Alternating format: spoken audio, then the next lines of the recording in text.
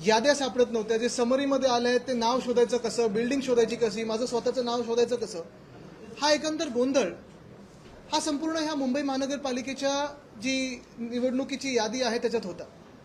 अर्थात त्याच्यानंतर आम्ही निवडणूक आयोगाची भेट घेतली. तिथे वाघमारे साहेब होते आणि इतर त्यांचे सहकारी होते आणि त्यांना हेच आम्ही विनंती केली होती. आम्ही जे पत्र दिलं होतं उद्धव साहेबांनी आणि राजसाहेबांनी ते त्यांच्यासमोर मांडलं आणि अजून काही दिवस मागून घेतले होते. पण प्रामुख्याने त्याच्यात जो घोळ होता त्याच्यावर कुठेही निवडणूक आयोगावर अवलंबून न राहता आम्ही स्वतः त्याच्यावर काम करत राहिलो. गेले 10-12 दिवस आम्ही शाखेशाखेत जातोय, वेगळ्या वेगळ्या विधानसभेत जातोय आणि ह्याच्यावर ऑब्जेक्शन कसे घ्यायचे, काय ऑब्जेक्शन घ्यायचं, कुठचं फॉर्म भरायचा, ही सगळी जी किचकटपूर्ण प्रक्रिया आहे ती पार पडत आहोत. यानंतर देखील आम्ही अनेक शाखेंमध्ये जात आहोत. पण ह्याच्यात काही गोष्टी ज्या ठळकपणे आम्हाला जाणवत आहेत त्या तुमच्याच समोर आणत आहे, लोकांसमोर आणत आहे, मीडियाच्या माध्यमातून. आणि ही निवडणूक यंत्रणा नेमकी चालली कशी हे बघण्यासारखं तर झालेलं आहे. आत्ताचे जे सगळे मतदान चालू आहे आपल्याला तर माहिती आहे, कोण मख्ख चेहरा घेऊन बॅग सोबत उतरतंय, त्याच्यात पैसे आहेत की नाही ह्याच्यावरनं सगळा गदारोळ चालू आहे. कोणी धमक्या देत आहे, कोणी रेट टाकतंय, हा सगळा तर गोंधळ वेगळाच. एक आमदार तर जाऊन दाखवतात की कोणी मतदान कोणाला करायचं. खरोखर निवडणूक आयोग म्हणून प्रकार आहे की आता सर्कस झाली त्याची, हे विचार करण्यासारखं आपल्या देशात आहे. पण आम्ही गेले 10-12 दिवसांमध्ये प्रत्येक वॉर्डमधले, म्हणजे मुंबईत जर आपण म्युनिसिपल वॉर्ड पाहिले तर 227 आहेत. सरासरी प्रत्येक वॉर्डमध्ये 3,000 ते 4,000 ऑब्जेक्शन आम्ही घेतलेले आहेत आणि अजूनही आम्ही घेत आहोत.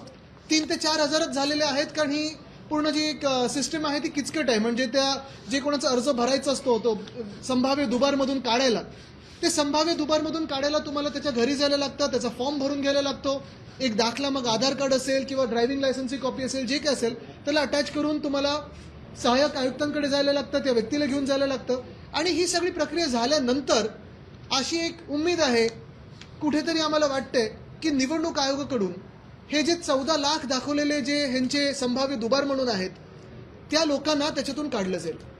बरं, हे 14 लाखांमधून जास्तीत जास्ती कोण आहेत तर जास्तीत जास्ती मराठी नावं आहेत, जास्तीत जास्ती आमच्या कार्यकर्त्यांचे नाव आहेत, राजकीय कार्यकर्त्यांचे नाव आहेत, राजकीय लोकप्रतिनिधींचे नाव आहेत. उदाहरण म्हणून घेतलं तर आमचे जे आमदार आहेत सुनील शिंदेजी, सुनील गोविंद शिंदे हे 7 की 8 वेळा आलेले ना, 8 वेळा आलेले. बरं, ह्याच्या आधी त्यांनी मतदान केलंय, त्याचे आमदार आहेत ते मुंबई महानगरपालिकेतून नगरसेवकांनी निवडून दिलेले आमदार आहेत, पण त्यांचंच नाव मुंबई महानगरपालिकेच्या यादीमध्ये जे आता मतदार यादी आहे 7 वेळा आलेले.